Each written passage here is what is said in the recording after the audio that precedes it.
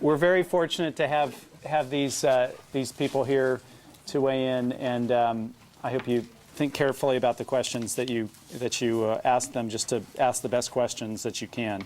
I'm going to ask them each to please introduce themselves a little bit, just make some brief comments about their situation, and then we've got some questions prepared, and we will go through and give each one a chance to lead the answer to the question, but then also give everyone a chance to answer it, and then we'll leave 25 minutes or so for questions from you all here in the class, and then the last 10 or 15 minutes for closing statements from each of the panelists. So without further ado, please introduce yourselves. Great. So I'm David Kennedy, class of 98 here at the GSB. When I left here, I went to management consulting, which I'd done a little bit of prior to business school as well. I'd also had some operating experience, albeit quite light, before business school. After 3 years, I did a search fund with a partner of mine, a gentleman called Mike Smirklo, who's not here. We bought a company called Service Source. It went pretty well. We ran it together, and Mike is still the CEO and chairman there now. We ran it jointly for about 4 years, and about 3 years ago, give or take, I stepped back from that in a kind of minority recap deal and took a bunch of my chips off the table. Took some time off and then founded a private equity firm. So I've kind of been on both sides of the equation here. I've been the search funder, and I've also, sort of sat on the side of the private equity guys who have dabbled a little bit with the sponsored search idea without prosecuting with great vigor. And that's where I am now, a firm called Saren Capital, which I founded with another GSB grad of 98. Yeah. Sean. Sean Callahan. I also was 98 out of Kellogg. I was an operating consultant for about 3 years before Kellogg. Then went back, did a dual degree program in it was engineering management and business, similar, I think Stanford has one as well. Came out, did management consulting for about a year, but quickly sort of decided it was time to go into the operating company. Went into a venture-backed startup. It was a client-backed startup. Actually, it was with Hal Lee, who was a professor at Stanford. That was probably Series B at the time, so it wasn't true, Series A. But got a good experience there in a growing company. Then stepped out, went to Oracle, and spent about 4 years there. I guess about 3 years. It just seemed like 4. And then I left and went to Business Engine, which was another venture-backed company, but it was probably Series C at least by the time I joined. So it was more of a mid-sized company and growing. Had a role of, I was running our sort of sales and business development, and then became the GM of international operations. When the then CEO who was a very, very persuasive gentleman, convinced me that it wasn't in that bad of shape. And so he was definitely persuading me, because when I got there, it was. But it was a great experience. Lived in London for a couple of years, got the international operations in better order. The company overall, we had a good turnaround, made us appealing, sold the business in February 2007. I had an employment agreement there until about August of 2007, so it gave me some time to think about what was next, and that's where I started thinking about what we're talking about today. And so when I got back to the States, sort of had teed up, the normal rounds of discussions, and sort of looked at taking another GM role. Ultimately ended up going with Alpine Investors as a executive in residence, or you guys call it sponsored search. And so we acquired Y Lighting. I was there for about 11 months before it was acquired. We acquired it on September 5th, 2008. It's sort of high-end modern retailing, if you guys are in the mood for lights or furnishings. About a week before Lehman imploded. So I think some of the things we should talk about is when that investment thesis doesn't turn out to reality, the type of experience you want to have in hand to sort of help you guide through that. Been there for about a year, love it, and happy to be here.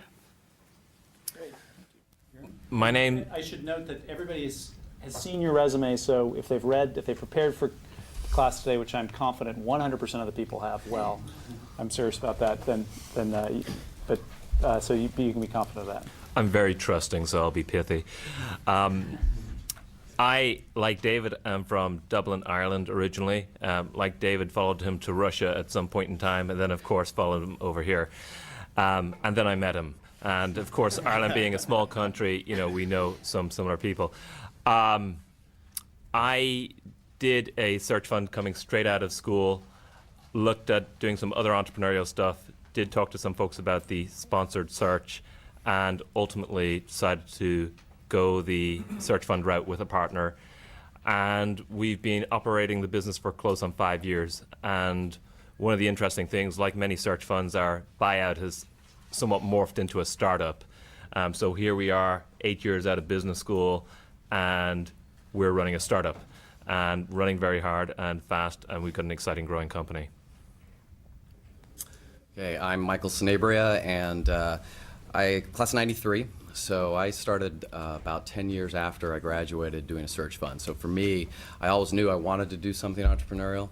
And so the choices I made, both in terms of choosing Stanford, and then after Stanford, the kind of operational decisions I made going to Apple as a product manager, and so on and so forth, going to increasingly smaller companies, were all targeted to address some of the things that you guys brought up, which is to get that operational experience I thought would help me successful. So I waited about 10 years until I joined a company in Nevada, and then decided that it was time to go out and do a search. And at that time, I chose the self-funded search model, and been with the company now about seven years will be this year. Great. So I'm going to start off with some questions. Just in following the discussion today in class, the first question I'll ask is and Mike, I'll ask you to answer it first if I could, but then if each of you would, please, that'd be very helpful. What do you see as the biggest benefits to the acquisition path to entrepreneurship, and what do you see as the biggest risks? So for me, the question is, it depends. For me personally, when I started this search, I had a pretty good idea, well, not a pretty good idea, I knew the industry I wanted to go into. I knew basically the idea that I wanted to pursue. And so for me, the benefit of going to an acquisition was I wasn't trying to create some new way of creating RAM. It wasn't a high technology solution. It was very blocking and tackling. I was going into a very mature industry where I felt I could bring some strategic channel partnerships and a customer-centric focus to sales and marketing. And I didn't need to, I felt like by acquiring a going concern that had folks with industry experience, ongoing operations, I could bring my ideas and get that more quickly than going out and starting from scratch. So for me, the benefit was being able to look for the type of company that had what I needed, but was missing what I felt I could bring, and then add value through that. The downside in my particular model of going self-funded was you find yourself a little lacking perspective and expertise in terms of not so much the operational side, but probably the deal side. And when you're going self-funded, there were a lot of resources I called upon. A lot of classmates had done similar things, so that was a good thing for me. But there's a limited amount of time that they're willing or able to spend, and so that was probably something that hurt me. And then the two big things, the downside were in terms of acquisition was the baggage can become pretty overwhelming. Some of you mentioned that. When you get inside, I spent a lot of time early on overcoming some cultural issues that were pretty tough to identify in the search and acquisition phase. But I spent a lot of time with those once I actually bought the company. And then the last thing in sort of the acquisition is discovering those rotten Easter eggs, things that just were hidden below the surface that hit you, so you have all these great plans what you're going to do in the first 100 days, and then you come in and you find things that were completely unexpected that all of a sudden divert your energy and attention. Kieran, how about you? What are the biggest benefits and risks of the acquisition path? I don't know if they're the biggest ones, but some that come to mind here as we're sitting. It's definitely an entree into entrepreneurship. I'd had ideas before, and just the timing didn't work out. I was in the UK in '93, having come back from the States for the first time, and was trying to sell everyone on coffee in a paper cup, telling them it was going to be huge, and I couldn't convince a soul. And I knew nobody in business, and I knew nothing about business. And I had long hair and a guitar, and it just wasn't going my way. And I figured I got to learn something about business. Well, several years later, the coffee thing sort of panned out a little bit, and I didn't have that next idea. Had some that I thought were okay, and I wanted to build a great business, and this was how I was going to do it. it was so it's a route.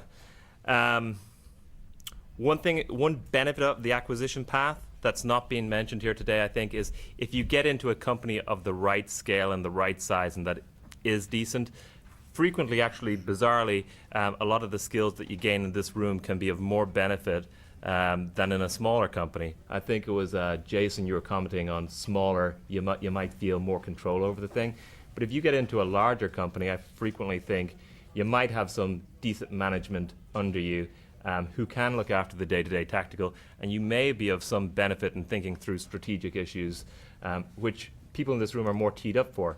I saw in Michael's write-up that he suffered, like I did, from not having decent management under us. So you're dragged into the tactical.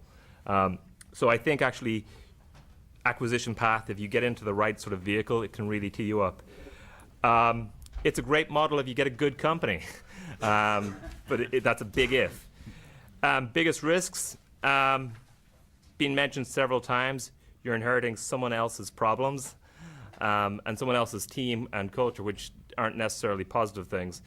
If Dave Dodson, I remember impressing this upon us, if you get into a bad industry or an industry where the tide just isn't going the right way, that's just not fun. You can push against the tide for a while, but if the industry is not going the right direction, it's tough.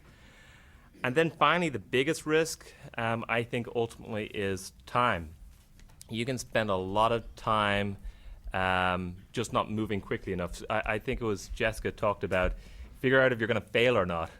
If you're in a bad industry or you're in a bad company or if you're going to fail, I'd like to do it a lot faster. One of my mantras in the company now is, let's move faster, let's fail faster. Talking to the salespeople, get no's faster, speed up that sort of what's going to take place.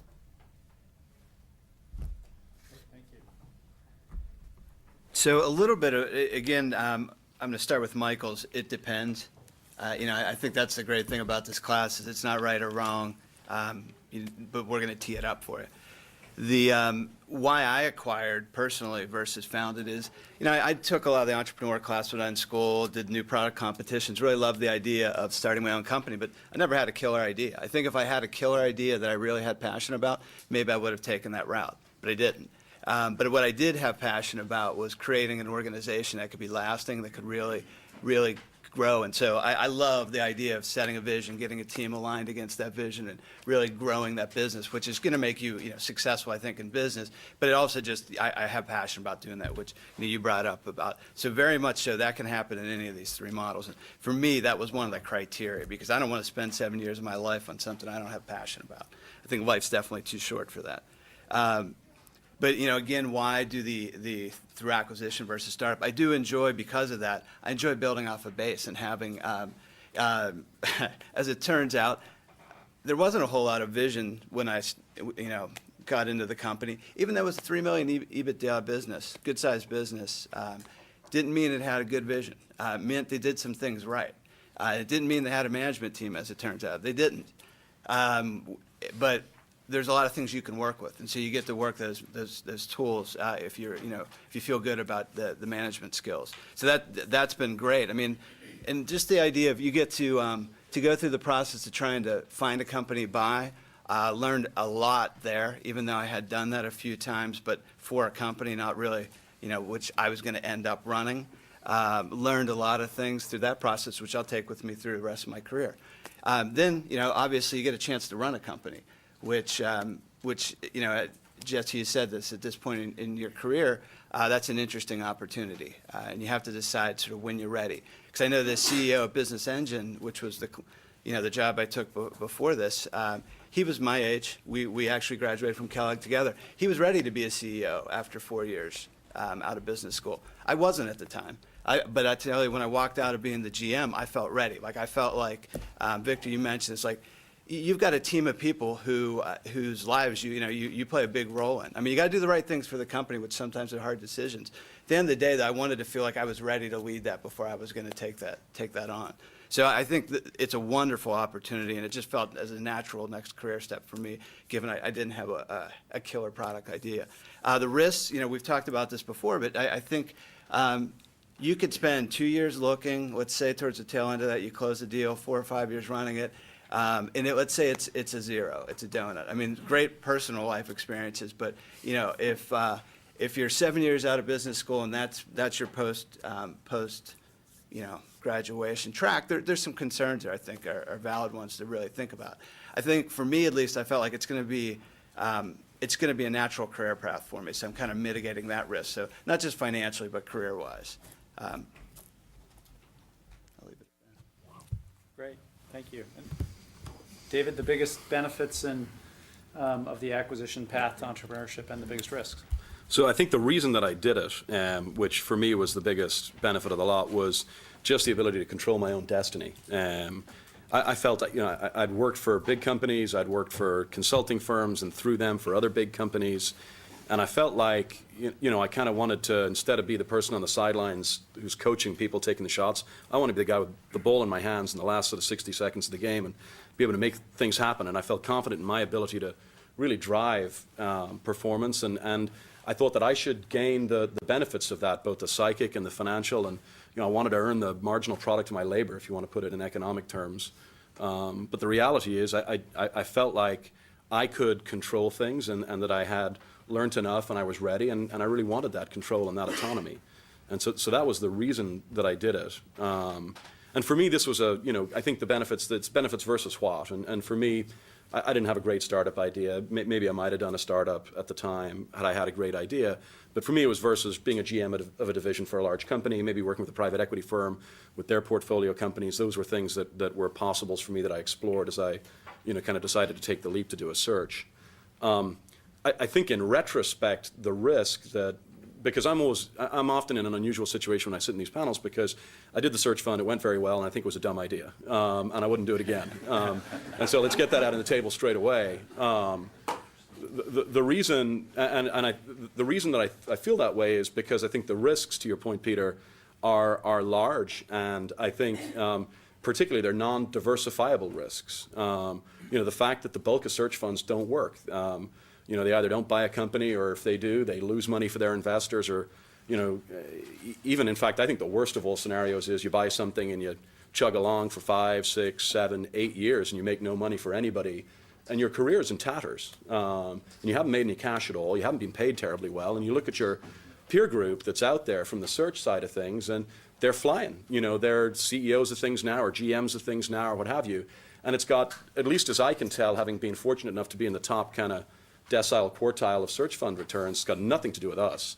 I mean, I don't think we're particularly stupid, but I don't think we're particularly smart either when I look at my peers who did search funds. And I think most folks who come to Stanford have always been the top decile of anything they've ever done, or top percentile, and they hear that, top decile does great in search funds, and they're like, sign me up, I'm going to be top decile.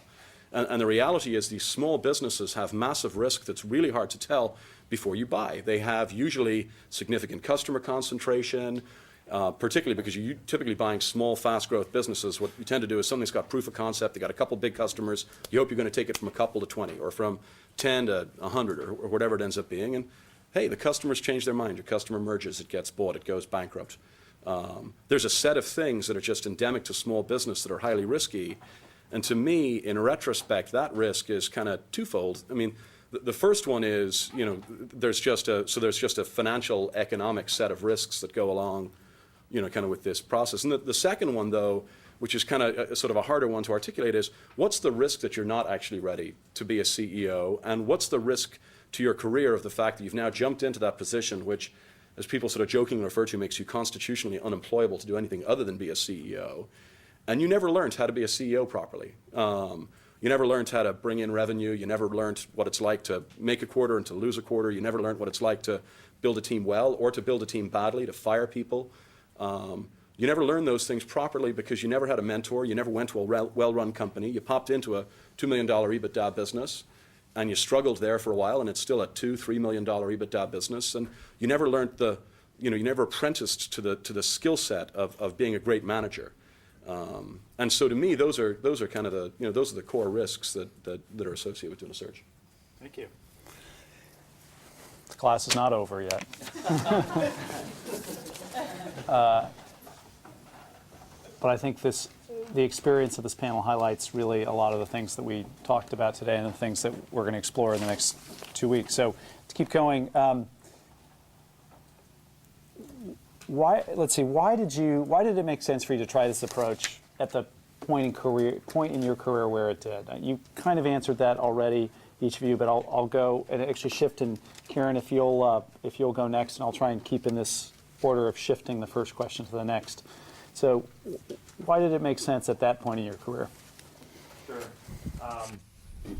So probably coming off of that Starbucks experience, I went out trying to get some business skills, and I specifically went, long story, but I ended up in Russia knocking on doors of Western institutions looking for business experience and didn't care how I got it. Ultimately, there came a point when I'm in New York, I'm in consulting, it's in the dot-com times when everyone's knocking your door saying, hey, come work for us. And there's lots of money to be made, and I got the promotion past the MBA hurdle, and it turns out I was really good at this consulting gig, and life could be easy doing this. And it wasn't what I wanted to do. I wanted to go build companies. And I think Sean sort of described it pretty well. It's this personal fulfillment, and that's what I wanted. And part of it had come through that Starbucks thing. Part of it come out. I grew up in Dublin when it was huge unemployment. I think 18% was the typical.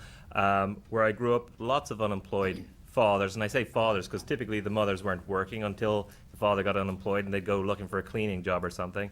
And I knew from the factories where my parents worked that good managers could make a huge difference. And I saw the standard of management that was out there in the average company. I was like, I can make a difference. So there was this twofold motivation. But so I'm 27 and I'm in New York, and I'm thinking, I don't need this huge money. I want to build something. I'll either start something now, or if this place, Stanford, will have me. They seem to spit out entrepreneurs. I'll go out there and see what that can top me off with. Well, this place had me, so that was nice. I came out here, and I got 2 years of discussing pros and cons and hearing to a lot of bright people, and that was wonderful. Built a great network. But ultimately, I was ready, and I was chomping at the bit, and I did believe there's a lot that I just didn't know. I sort of knew I didn't know. I wish I could surround myself with more smarter folks, but it's in the case study. I mean, the first three things Christian and I had to learn were selling, leading, and managing, and we're not done with that. I mean, the speed of, I met Joel Peterson out in the parking lot, the speed of learning has only accelerated since leaving school, and continues to do so. And in terms of, we've had some luck. I mean, we've had some bad luck, perhaps, that maybe we weren't kicked out of the game early on and gone and done something else. We persisted onwards. We've had the good luck that we found something else, and we're running on that hard. But it was just, I felt that readiness. That's it. I just felt it, and I wanted it, and there were risks there. And those risks are pretty subjective, because I think David's right that looking at your peer set, that green-eyed monster can really chew you up when I compare myself with the couple of classmates who are driving the Lamborghinis from the choice of cars in the big parking lot at their house. And there are some of those guys. But that's not what I want to do. I want to build something. So that's why. What about you, Sean? You talked a little bit about how you got in your career to that point. Is there anything else to why you picked that point versus another point in your career to do it? So I felt ready in my gut that it was time that I could lead a company successfully, versus being a GM, which was a great training, but it is different when you don't have that CEO to sort of go to, and sometimes to tell you can't do things when you were like, because now, you still have the board. By the way, the board can be positive even in a sponsored search. Hopefully we'll have time to talk about. But I was ready, and so I didn't feel like, frankly, it was as big of a risk as it would have felt to me before. And we can talk about why. We'll talk a little bit about that later. But David hit on a lot of the points. It wasn't the strategy experience. There's a lot, I'm sure everybody in this room is very, very smart and probably pretty strategic thinkers. It was having a number, having to hit that thing every quarter or not hit it, figure out how to conjure up the revenues to hit that, right? Build a team. It was that kind of stuff that really, I felt comfortable in my own skin at this point managing people. And that's what gave me the confidence. It wasn't that I could outthink the next person. David, you said you sort of felt ready too. You were just prepared to. Would you add anything to that, or? Yeah, well, I think in retrospect I wasn't. I thought I was, you know, and so the way that I think about timing is I think that this is an inherently kind of risky thing, and so if you're going to do it, that's fine. You're going to take on risk. It's like everything else you do when you take on risk. You then work out how do you minimize the chances that things will go badly. And also, if things do go badly, you know, kind of hope for the best and plan for the worst. That's what CEOs do all the time. And sort of given that, I would do it, if I were doing it all again and wouldn't want to do it, I'd do it when Sean did it. I'd do it having been a GM somewhere. I'd do it having had all of that experience, because I think you're far better off. We screwed up a bunch in the first couple of years because we were learning how to do the job. And in retrospect, that didn't kill us. It certainly probably left some money on the table, but it didn't kill us. But I'd be far better off having done it, having had some sort of general management experience. And then secondly, as I said, I think if it all goes pear-shaped, which can happen, you need an exit strategy. And I think to the extent that you have built a brand and you've built a set of skills and a network through having a strong operating career prior to doing it, you're in far better shape than you are when you do it sort of straight out of business school, or I did it, business school plus McKinsey, which is, it's a little bit better than straight out of business school, but I think not a lot. And so, at some point when that fails, if you've, tried to buy something and you finally buy it, and to Sean's point, you're like 7 years in at some point, you're no longer kind of somebody who worked at Goldman Sachs and TA Associates and has a, Stanford MBA. You're now just some guy who, kind of ran a company kind of badly for half a decade and, has spent 7 years of their career making no money for anybody. And I think you want something to fall back on, and preferably that's a really successful GM experience prior to doing it. Is your comment about 3 years at McKinsey not being much different a comment on the nature of the work? It is. Look, I had a great time at McKinsey. I think it's a fantastic firm. It's a wonderful consulting experience. I'm totally with Sean. What makes a difference in being ready to do this stuff? It's having to bring in a number, and it's having to manage a team of folks, and it's having to hire, and it's having to fire, and it's the things that general managers do all the time, and you don't learn at business school, and you don't learn in consulting. And I think that set of skills is just, it's invaluable, and it's just hard to do any way other than through apprenticeship, I think. Michael? So it's clear we're all in violent agreement about the operational experience and managing people and all that stuff. So what I'll focus on instead is what was key for me after 10 years is I had a much better perspective and idea of what I wanted. And so in part why I chose self-funded versus the traditional or sponsored model, I had a pretty clear idea of the end game. And for me, the end game wasn't to buy a company, flip it, and retire in 5 years. I'd gone through, I graduated in '93.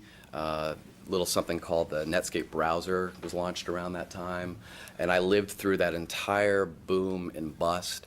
And to echo what David said, I saw a lot of really smart people make nothing out of it, and I saw a lot of really not so smart people pick the right company at the right time and make a lot of money.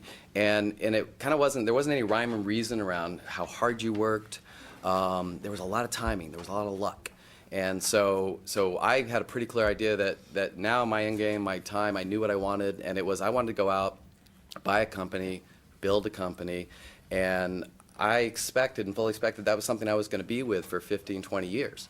My goal was to generate income. My goal was to get it big enough to kind of step back and just play a strategic role day to day, but still stay engaged, because after 10 years, I realized that was still important to me. I can't conceive of a world where I just retire and do nothing. I want to stay engaged. I want to be, still stimulated by something important and meaningful that I've built. So for me, what was key is I had a very clear idea of what I wanted and what I expected to get out of it, and so that's what made it the right time for me. Thank you.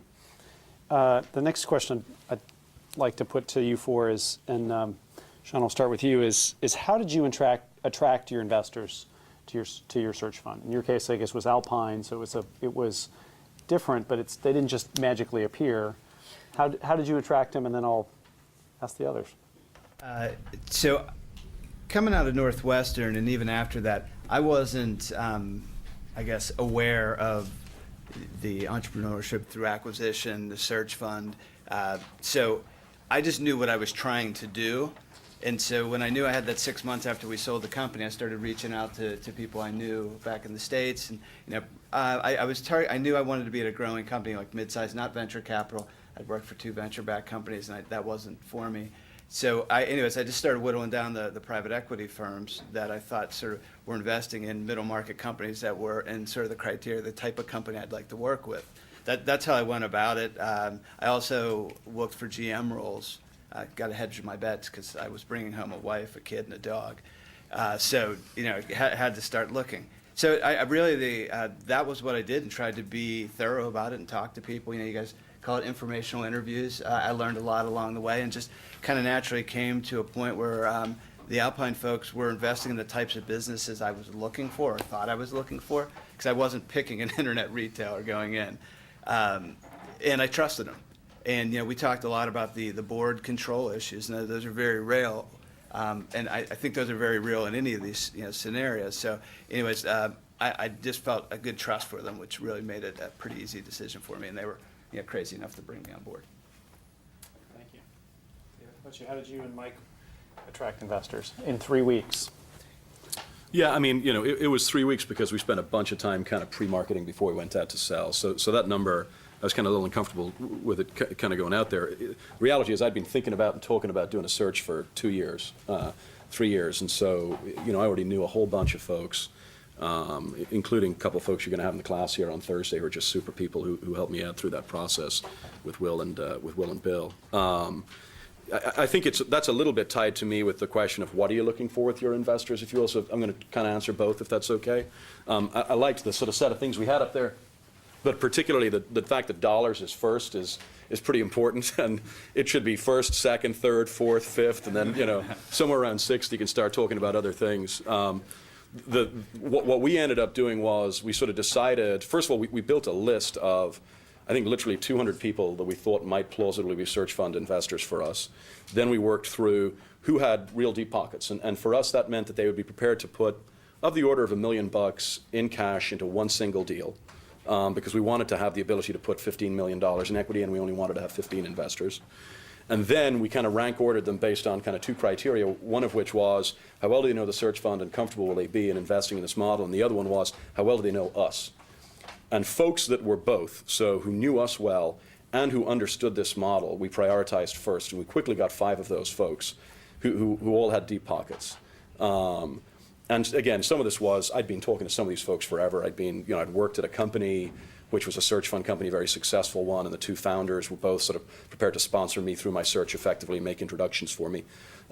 Mike, similarly, through his career, had done some fantastic things for a couple of very wealthy, highly respected deal people. They wanted to back him. And so suddenly, within a couple of days, or pre-launched, if you will, we had 5 of the 15 taken with folks who were real name investors, who had real money, knew us really well. And so it meant a lot when we go to other people and we say, it's X. And they know who X is, and they know that X knows us really well. And that just made it so that much easier. When you get both of those cross-sections of know you and know the search, and they're well-respected people as well with sort of deep pockets. And from then on, it just sort of, it quickly ran through. From each of those folks that said yes, we sort of said, hey, can you suggest another set of folks that you think would be truly great investors? And so we went down it like that. The other thing that we did was we were very careful about trying to make sure that we had no concentration of power in our search fund. And there's a theme that came through the class that I'm sure we'll talk about in a second, which is control and autonomy on the one hand, and then the flip side of which is support and involvement from an investor on the other. Mike and I were decidedly on one end of the extreme that said we want to be able to control our destiny entirely. And that means we want a completely fragmented set of people investing in us. We don't want anybody who's going to actually own more than one unit, and we don't want anybody who's going to be able to drive the decision of whether or not we buy the company. If we like the company, we want to be able to force it through. And so the private equity funds, for example, that might plausibly have invested in us, and there were a few, we talked to when we were basically already sold. That way we had relationships such that when we found the company, if we had a gap, we could go back to those private equity funds and raise the slug of $4 million or 5 or 6 or 7 or whatever was required to finish off the acquisition. And we'd formed relationships with them that were solid from that perspective. We didn't have to, talk to them, we'd only 3 units sold, and then subsequently tell them to get lost. We told them, hey, we've only got 1 unit left, might you be interested? Oh, terribly sorry, somebody else just took it. And that was kind of the order in which we sort of thought about it. So we were very thoughtful around the order in which we hit up those sets of folks. Thank you. I was looking, again, I was doing very specific industry research, and so for me, I was looking for investors who brought one. I'm a manufacturer, so I was looking for distributors who could bring me sales.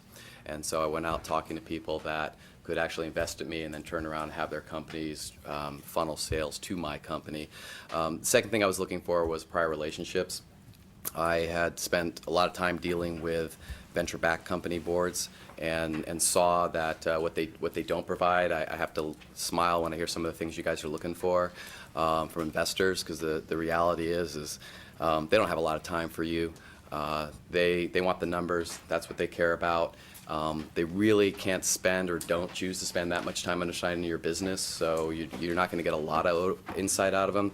So I wasn't looking for people necessarily who were going to provide operational experience or things of that nature, but I wanted people that had a relationship with me so that they went into the deal with a basis and foundation of trust, and then felt I could grow from there. So the one thing that you mentioned that I wish I'd done differently is probably a third really important thing would have been people had deeper pockets, because I chose people who kind of put the limit of what they would invest in any one opportunity.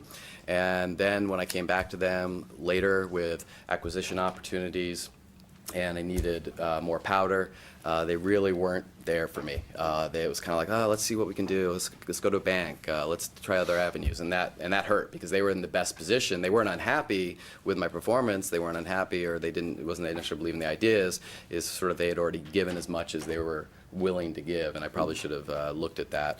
Follow-on investment as a more important component of who I chose. So on the question of how we attracted our investors, when we went out looking for money, it was about a year after David went out, and we went out in June 2002. And since I knew of 3 search funds who went out summer of '01, we went out summer of '02. Well, clearly 9/11 had happened, and the Dow went into a free fall. So when we started raising money in the middle of June '02, the Dow was at 9.7. And by the time we closed our fund, it was at 7.6. So it meant that everyone who ought to have liquid assets to invest in us, we really had to sort of twist their arms and twist a lot of other stuff with some pretty brutal implements. But it was a classic sales process. And someone said here, what do you take away from the 2-year process, or that whole process of looking for money? I think it was Victor. No? Okay. What do you take away from the process of looking for money and then going looking for a deal? There's lots of skills. I mean, it's not the ones I wanted. Yeah, I wanted to get in and run a business, but we got really good at running a sales process. So, first of all, you got to come up with a value proposition. There's lots of people out there looking for money in this brutal time, so you got to come up with how you're different. And when you're going in front of a lot of people, your pitch really starts to hum. In terms of the process, I think that's what we were really good at. We didn't know people. We just didn't. We got a spreadsheet and we wrote down 70 names when we started, and we actually wrote a white paper, and I think the CES has this. A lot of search funders who are looking for money today are passing this around, but we wrote down 70 names, and 9 months later we had 1,070 names on it. And we sat down up face to face with over 200 people, and from that 200 people we ended up getting, I think in the search fund, something like 25 people, which isn't an ideal number at all. It's way too high. But back to David's point, it's the dollars. And we were actually looking for experienced dollars. We were looking for folks who'd run businesses and who could be value add. By the time we did our deal, because it was such a bad time for raising money, we had 44 people in the deal. And all of those additional people had come from people we'd hit up along the way. But in terms of the sales process, it was that calling people, saying, hey, tell them what we're doing, tell them what we're trying to achieve. And when they try to shut you off the phone, you give them a reason why they ought to be talking with you on the phone. And ultimately what you're looking for is 2 names. Because if you can get 2 names from everybody, you're still alive. So I certainly know that I didn't know Sean at the time, and I didn't know Lisa at the time, but Jim, we hounded per Jim. We hounded per Peter. We definitely hounded David. We hounded everybody for names, and that's how we did it. It was classic, just pure, grinded sales process. So you were all successful in buying a company. And David, I think this is yours to start with. How was the experience of actually operating it different than what you expected?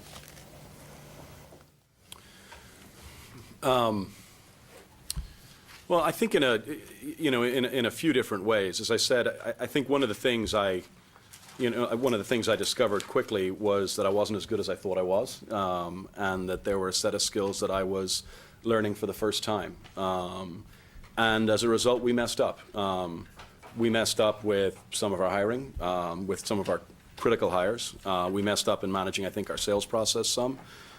We messed up with some of our key accounts in terms of account management. And so I think, one of the first things I learned was the fact that there were a set of skills that we were missing. And so that was kind of different. I think secondly, we had, and this is sort of similar to the last conversation, but we had pulled together what I still think of as being a phenomenal board of directors for a typical search fund business. We had 4 smart, experienced, committed folks sitting on the board who had great alignment with us and were relationship type of people. And yet the board experience was a curiously unsatisfying one for us because kind of to what's already been mentioned actually by I think almost everybody on the panel, a set of folks who otherwise have careers and jobs and who are doing, important things and who are managing partners at firms or who are professors at the GSB or whoever it is, just had very limited time. And so you'd come into board meetings, we found, and very quickly it turned into, how did you do over the last 90 days? And we said, we did great. And they'd say, congratulations, do it again. And that was basically, that was kind of what our board meetings started to turn into relatively quickly. And again, that's not to knock our board because it was a fantastic set of folks, but what are they going to do? They're busy working the other 90 days, in the quarter. And one of the things that we did do was we took on a venture firm after about 18 months who didn't actually invest in the company. They just bought shares from some of the existing folks. And we did it deliberately to kind of raise the game. Not the quality of the board members, because I don't think the quality moved. I think it just stayed extremely high. But we now had somebody whose actual job it was that we do well, and who as a result came on sales calls and got to know members of our executive team a lot better and became somebody that you could talk to on a daily basis without feeling like you were being a pain in the backside by calling them. And so, I think those are kind of the two pieces. One, that we weren't as good as we thought we were and that we were kind of, ready to screw up. And then secondly, well, therefore you need assistance. We didn't really 100% get it from our board, and that's not to knock them. It's just, the difference between having a professional set of investors who have real skin in the game on what you're doing as opposed to folks who are doing it as a hobby was pretty marked. So they were. Can you give us one war story from early on of something that didn't, you said hiring, sales, key accounts? So, yeah, so I think the best one of the lot was we invested just a huge amount of time in getting a VP of sales. And for us, this was a company-making hire as far as we were concerned. And we hired an individual who just had a glowing resume and who had ended up being president of a multi-billion-dollar public company and had driven sales at a couple of technology companies extraordinarily successfully, well, multiples larger than our company was at that point. And we had to fire him within 2 weeks of hiring him for a variety of reasons I won't go into. And having agreed with our board that this was a key hire and having negotiated an unbelievable compensation and option package for this person, to have to go back in 14 days later and say, I'm terribly sorry, we screwed up and we've got to fire this guy. That was a pretty big one. Thank you. Thank you for sharing that. So, for me, it was the biggest deviation was I came from high tech. I came from an industry where my peers, the people that I worked for, the people that worked for me, had a minimum of an undergraduate degree. Many of them had advanced degrees. And so all that operational experience and supervisorial experience and all those things, that was great. But then for me, I bought a manufacturing organization where people were hourly, blue collar. It became a very different management experience. And so fortunately, I had the experience to kind of deal with it, but you're just dealing with a whole different set of issues, a different way to motivate people. It's very different to motivate people in my industry and than it was in high tech, where everyone had equity and shares and options and did all the right things for the right reasons. So those were the things that for me deviated a lot, was going from one environment to the other, thinking I had transferable skills, which I think for the most part worked out, but just a different set of issues, operational issues, when I chose to move so far from between industries. How about you, Karen? How's their experience very deviated from what you expected? From what I expected. Someone mentioned here they really wanted to manage people. Can't remember who that was.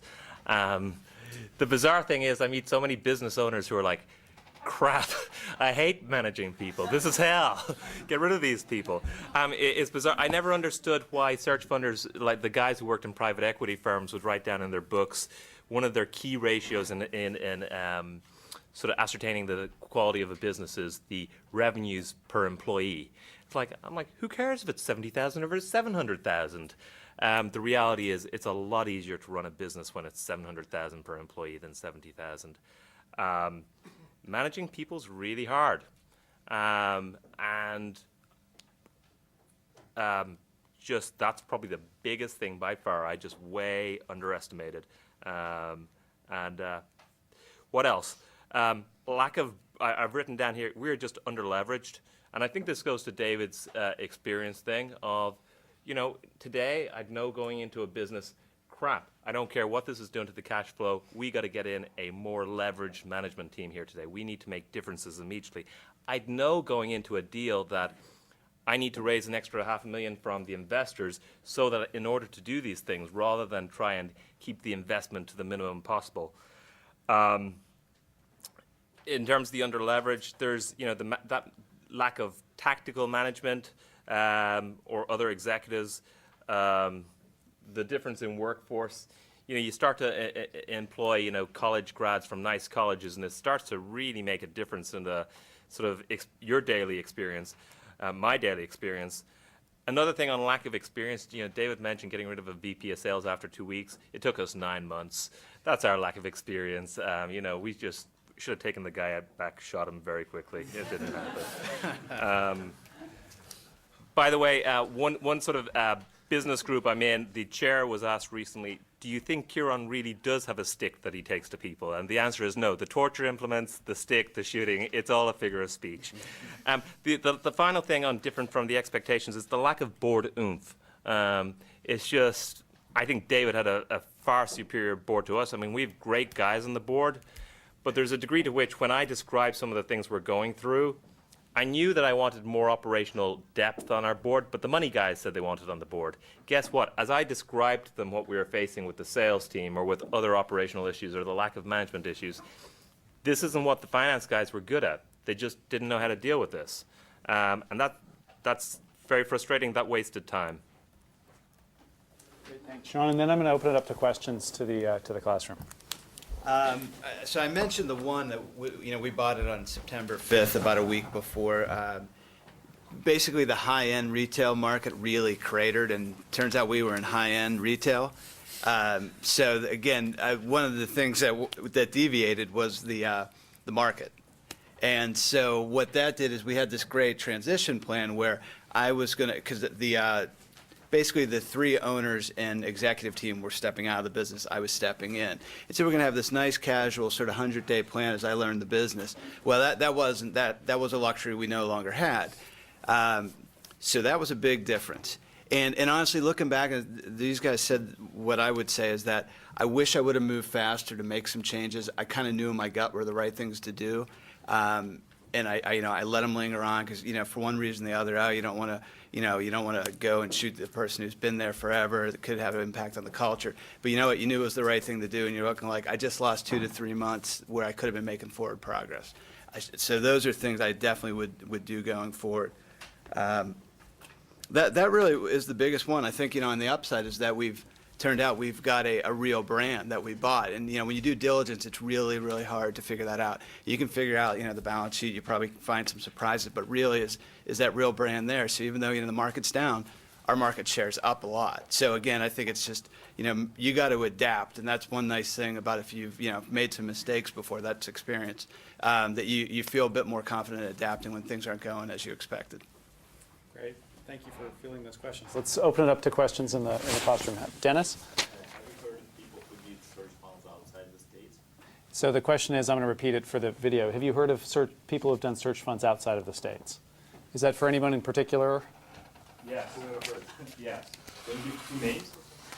I can come up with them. They're in my computer somewhere. But before we went out, there'd already been a couple of guys who were relatively successful in the UK, and since then we've heard from multiple folks who wanted to do it in South America and Mexico. So I can get you names.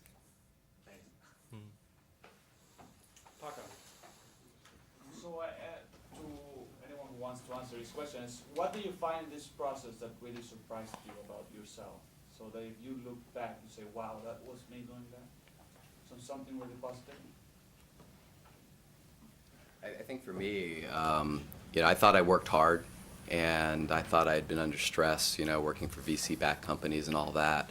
And, it went much deeper than I ever anticipated. And so, there were a lot of sleepless nights the first couple of years. And because I really had no choice, I couldn't just walk away. You stuck with it. And, I made it through. And I haven't had a sleepless night in a long time. And it's not that necessarily things are easier, but there is this tremendous hill you have to get over. And once you get over it, you kind of find out, it's such a cliche, but those things that don't kill you make you stronger, they do. You find out, hopefully, you find out that you've got a much, deeper capacity to overcome things than you ever imagined. I don't know if you're going there or I don't know if this answers your question directly, but I will tell you that the most rewarding part of the whole thing was my partnership with Mike, who's still running the company, and who's a guy I didn't know well before we started doing the search together. And we worked together for about 3 months before we decided to tell people we were going to raise a fund to try and get to know each other better. I think it's like anything else in life for me. I think as you do things as a team, the highs are just that much higher and the lows are easier to manage. And that was an incredibly rewarding component of it. I got two things. Just how little I know, or how little I knew. Last year I turned 37, and I was talking to Joel Peterson about this in the parking lot as well. Basically, and I agreed with other business owners on this. There comes a point, it's like, man, I got to speed up how much I learn. I read more business books now than I ever learned, more on leadership than I've ever read. In addition, the other thing beyond improving on those skills is one big skill I needed to learn for running the business was I ended up taking meditation classes because I just couldn't sleep. I mean, just the crap that's waking me at 3 and 4 in the morning, like that frickin' VP of sales, that's where I get language like I'm going to take you out back and shoot you. It's like at 4 in the morning. That is very Zen-like.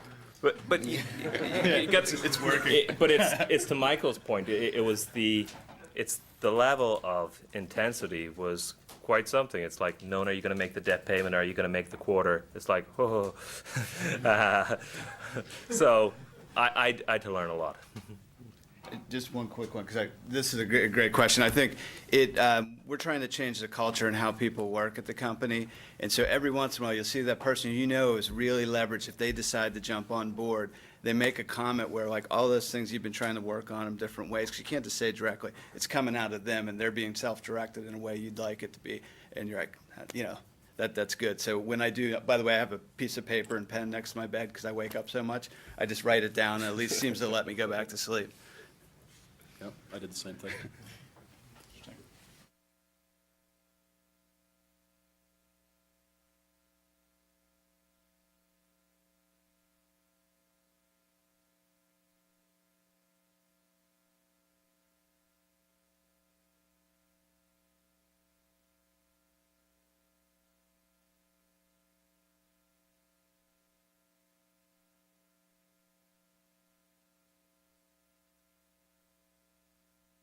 Great idea. I mean, I did that somewhat, and where I failed on the execution standpoint, we've hit a lot, is I did it in a very undercapitalized way, which forced me to not move forward and execute on some of the strategic ideas I had. I mean, it specifically was I was going to go in and do things differently because I had a lot of experience in that industry, and I saw where people were, or I thought were failing.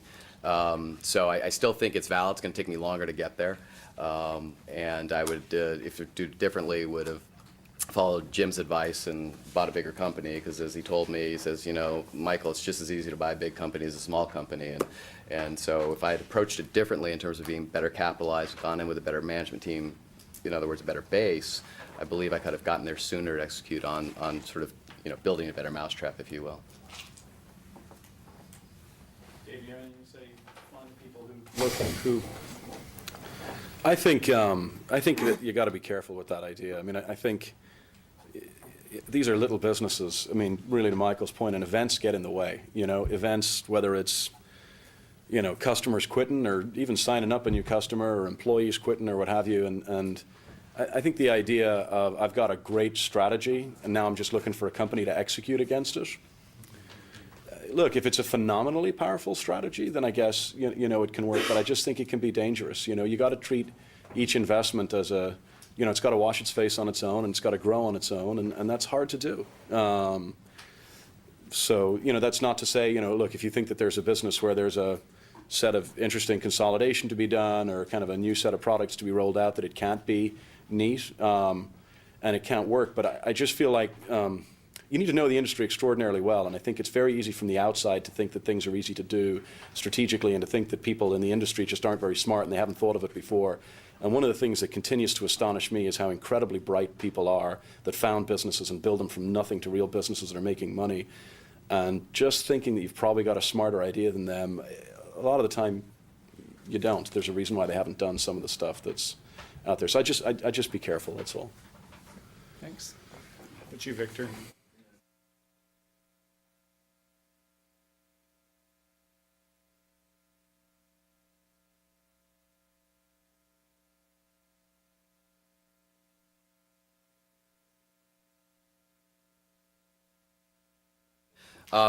You know, so to these guys' points, what I did is with my two investors is I forced myself, having been on executive staffs of companies that were venture backed, I sort of tried to force myself to do that sort of reporting. So even though I spent, you know, a lot of emphasis on gaining control, and I could sort of, you know, tell as much or as little, I suppose, as I wanted, I used my investors to force myself to report to them on monthly, quarterly, annual basis. And so as much as I wasn't necessarily expecting to get a lot of wonderful insight out of them, I did use them as a gauge to say, okay, here are the results, here's my strategy, here's what I'm going to do, and it was a third party validation, if you will. So ultimately, that's how I approached it. I tried to force myself to do the reporting and analysis that is really super difficult to do when you're battling with the day-to-day stuff. To just sit down and run a balance sheet and a P&L and analyze it and come up with bullet points of why you're doing something right or wrong is it's amazingly difficult to find the time.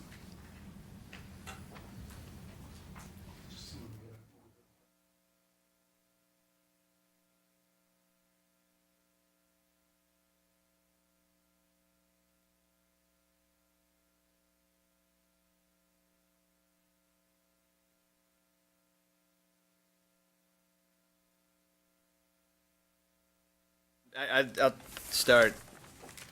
I was looking to buy a good company with excellent growth potential. So I wasn't looking to buy a rock bottom company at a rock bottom price. Because I really do think growth is the engine that's going to drive your performance in these type of deals. So I was flexible on what that could mean, but that was it. And I wanted to buy one that's of a certain size, just for me personally. Plus, I think the options you have to do different things are better when you're a 3 million EBITDA company versus a million EBITDA. Yeah, we wanted to buy a great company at a fair price, and that's, you know, that's exactly that. A lot of growth prospects and something that we felt was we were perfectly prepared to pay up for, you know, and pay a fair price for a great business. Much more important than buying necessarily feel like cheap. you're going to go and make a lot of operational efficiency. We wanted one that already was going like this. We just wanted to keep it going like that. That's what we were looking for.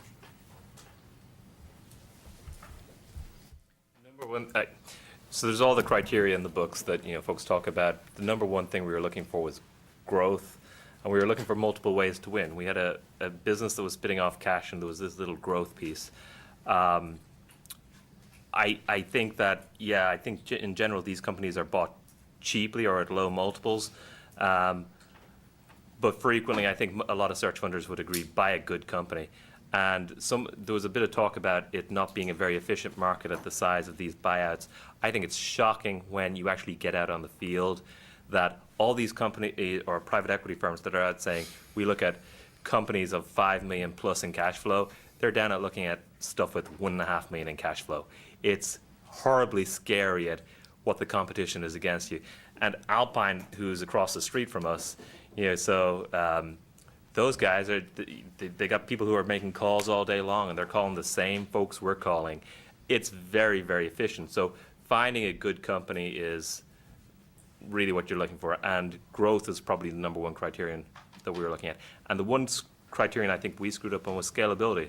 The original business that we went into, it just couldn't, with the right resources, could not just go like that. The business we're building has that. One quick comment just on the conversation that was had around, do you make your returns by buying cheap, or do you make your returns by, by growing the heck out of them? And one of the things about the search fund is it's set up that you buy cheap. Basically, your investors, you got to convince a whole bunch of people that this is a good deal, not just one set of people. And, it's your first time buying something and blah, blah, blah. There's a whole bunch of risk, et cetera, et cetera. People aren't prepared to pay up and pay, kind of 10 times EBITDA multiples for a first-time CEO who's doing a change of control deal where the founder CEO is exiting. And that's, to me at least, that's inherently why a lot of search fund deals do look somewhat cheap from a multiple perspective.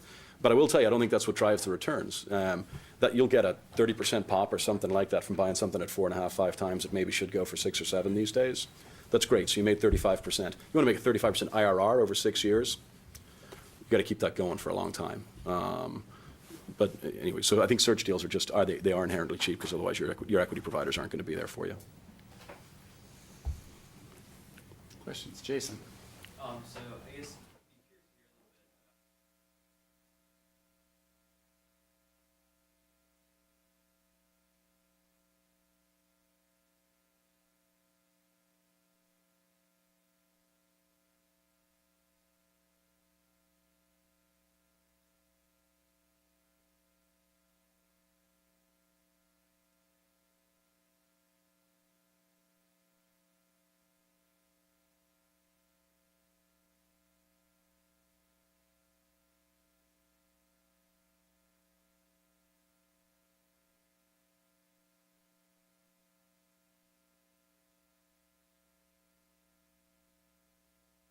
It is. I mean, honestly, just going back to the sleepless nights thing, doing it alone, I guess on the personal level, if your spouse isn't on board, don't do it.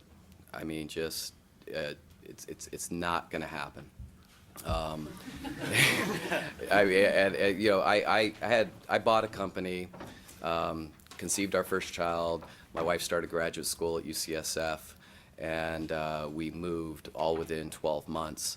And if it wasn't for my wife and her parents, just never would have happened. If I didn't have that kind of support at home, and the fact that I had an individual that came from an entrepreneurial family, and grew up with parents that had a deli that was open 364 days a year and didn't go on vacation with her because they couldn't leave the deli, and so she would go on vacation with aunts and uncles. I mean, she got it. She really did. And I'm so really, in retrospect, because it's not like I chose her for those qualities. I'd like to say I was that prescient. But honestly, interview your spouse. I mean, figure out if you're in a family environment that can do this, because I honestly, we never would have made it through without her personal makeup, and then the support of her family helping with the 2 kids that I now have a 5-year-old and a 2-year-old. And I've owned the company 7 years, so do the math. It's been impossible without them. So it would have been nice to have a partner. It would have been nice to be able to leave for a week and go on vacation. I didn't take my first week off until year 5, and all my vacations were 3-day weekends, and so it would have been really nice to have a partner that I felt like I could just. Here are the keys, I'll be back in a week, don't call me. Yeah, I think on the partner side of things, there are also advantages. I mean, to me, as I said earlier on, I guess, the key piece here is making sure, if you are going to take the risk, you got to make sure that you're minimizing it, right? So what are the, a lot of times what ends up happening is you just buy a business that frankly doesn't end up being as good as you hoped it was prior to purchasing. And so what are the things that you can do that can ensure prior to the acquisition, that you've done everything you can to make sure you've been honest and done as much diligence as you can. And having a partner is a way to do that. It's not the only way to do that. But structurally for us, having a situation where each of us ran our own deals and the other person played a devil's advocate role and pushed pretty hard and said, I think this business sucks because, and every Friday afternoon, one of the two of us would be on the hot seat explaining what we'd been doing and what the deals were we were working on, and the other person just sat there just chucking rocks at the other guy, basically saying, here's why it sucks. That was a huge source of value for us, for both of us. I mean, it got me, my partner was just much better at approaching companies and getting stuff up and running and having a bunch of irons in the fire, and I was great at analyzing each iron that I had perfectly. That was a total waste of time because the vast majority of the time nothing happens, right? You're really in the business of saying no when you're doing a search fund, right? You got to get through the no deals as fast as you can rather than the business of saying yes. And having somebody there who's efficient at helping you run through the no's and doing it quicker and more honestly was huge for us. There are other ways to do it, but that was a big deal. I think on running the business, it's great to have a partner. From an emotional and psychic perspective, it's great to have a partner. And the reality is, if it's all going to work out pretty well, you have less equity. You have less equity in some of these deals too. One sort of uber comment, I guess, in this thing is you should be doing absolutely everything you can to make sure the transaction is a success. That's the really important thing. Your share thereof, whether it's 10%, 15, 20, 30, it's just nowhere near going to matter anywhere near as much as that it's a success and not a failure, or it's a home run and not a double. Those are the things that make all the difference in the world. And so my partner took half the economics that I took, obviously, and that reduced significantly, theoretically, what was available for us in the deal. And I'm the luckiest guy in the world that I did, because he added way, way more from that, whether it's through the deal process or subsequently in running the company, than that ever cost me in my half of the economics in our transaction. I'm going to just ask you guys to make closing comments here, and if there's any time before 6:15, we'll take some last questions. But if you would just focus them, any closing comments you want, really anything you want to talk about that we haven't touched on, advice for people in the class, and anything that you would, if you did it over again, if you do differently. That'd be great. And why don't we just go right to left? So one key thing, I don't expect your investors to act rationally. One of the key components of this business I was counting on was one of my investors was supposed to bring me a significant amount of revenue. And I thought, well, maybe I didn't really think about it too clearly. It's like, oh, he's an investor. Of course that money, that revenue will just come. Those sales will just come. And in those first 5 years, where I took the company from $2 million to $3.8 million, that had nothing to do with him. And had those dollars come, I should have taken that company from 2 to 6 or 7 million. So I guess the one thing is anything that you expect, any key assumption, anything you want, is have some teeth, get it in writing, have some contractual obligation that people are going to follow through, and never, when it comes to investors, assume that, well, they've got equity in the company, they're going to make the same rational decision that you think's rational. And I'm not saying he's acting irrational. There's a rational method behind it. I've never figured it out, but it didn't turn out the way I thought, and that was a key thing that I would do differently. If you go this route, focus on getting a great business. David's said this several times in this meeting, in some format and in other forums. Just focus on getting that great business. It makes everything so much easier. Then live within your means. Here, whether it's entrepreneurship through acquisition or some other form of entrepreneurship, everything goes haywire if you don't get good about your personal financial planning and your needs.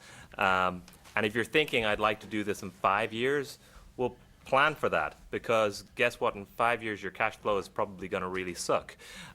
So plan. And if that's really what you want to do in 5 years, build the financial plan around that and make it happen. And then lastly, on the support item, David and I had partners, but then there's the partners at home.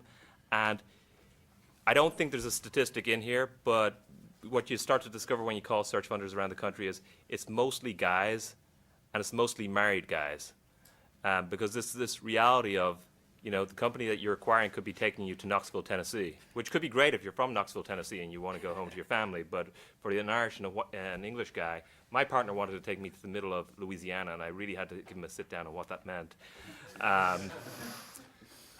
But you got to build those support mechanisms around you.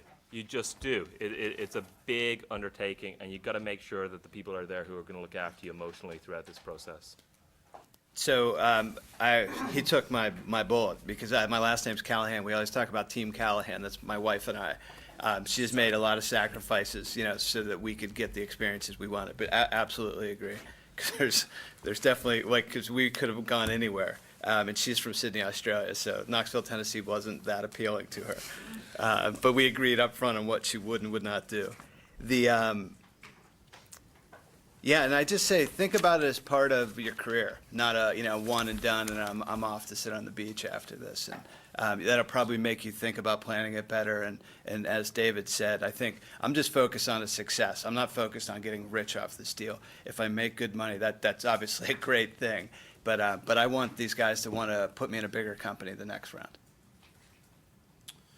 So Sean just took one of mine for sure, which is you got to think about this as part of a 40-year career, not kind of what do you want to do now as soon as you graduate from business school. I just think that's incredibly important in thinking about the sets of skills you want to pick up over the time period of your career as opposed to simply, what do I want to do next month?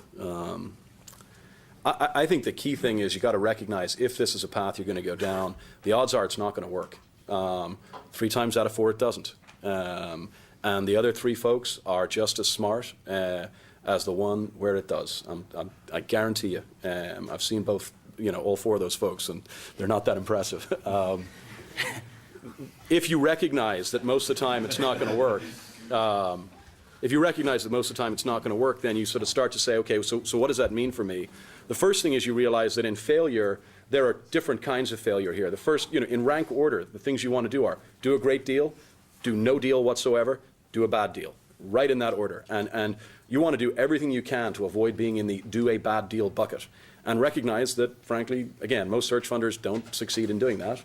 It doesn't work out terribly well. But you're going to do everything you can to do that. And so that's all around, so your search process, people you get money from, how you think about, whether or not, which one of these 3 transactions you go through in terms of the structure. For me, there's no doubt you would do the funded search if you can. You have an involved, committed, experienced set of people who will help you with diligence. They will help you find deals. They will help you negotiate deals. They will help you find the little Easter eggs that are hidden there inside of the financials or the legal problems. You do everything you can to minimize the chances. You think about a partner if you don't think that maybe you're able to do it yourself and or you're able to run the company well yourself. From a timing perspective, you ask yourself, am I ready today? Am I really ready to put my career on the line as a CEO of a business, or are there things that I should learn in the interim? And I think you give up control, you give up economics, you do everything you can to make sure that the deal you're involved in, the deal that you do is a successful one, or that you don't do a deal at all.